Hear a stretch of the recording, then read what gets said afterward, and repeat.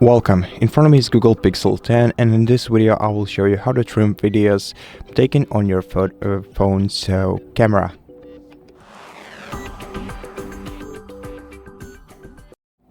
To begin, let's take an example video using your phone's camera. To do that, go to video mode, then let's record a sample video.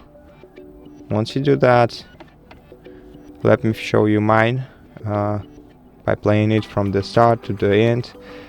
Now let's edit it, and you can choose you can either trim it by moving these sides of the video until you are happy with your result.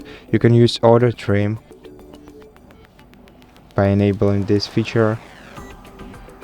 You can go to presets, select basic cut, and then also trim the video the way you want to see it by moving the edges. And once you're ready, click done, then save copy, and let's see what we got here. As you can see, it's the trimmed version of the video and it's the full version of the same video.